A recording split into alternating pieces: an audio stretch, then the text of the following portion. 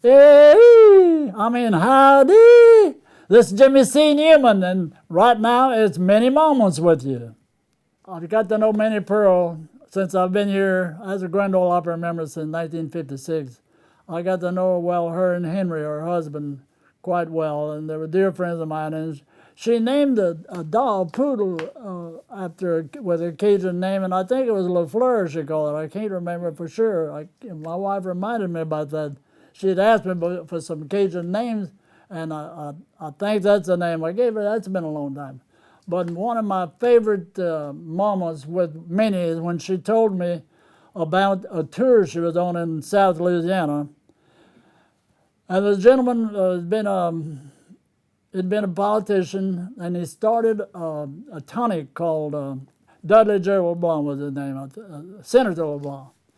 And he was a Cajun from down home, and he had started a tonic called Hattie Call. It became very, very popular, very, very popular.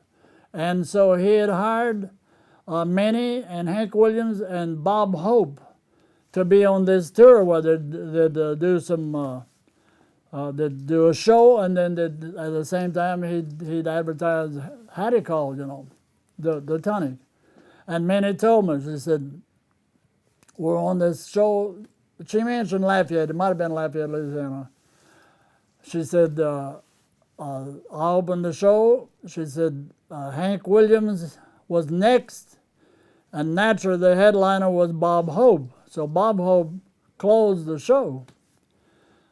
By the time they finally got Hank Williams off, he was hottering a Cajun, $2 Cajun pistol.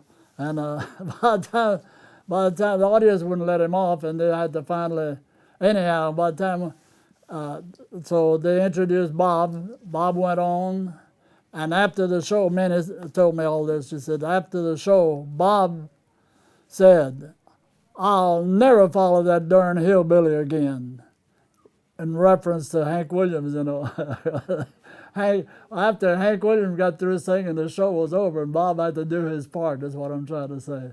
That's my Minnie moment. Jimmy C. Newman. Hey, and howdy, le chapeau.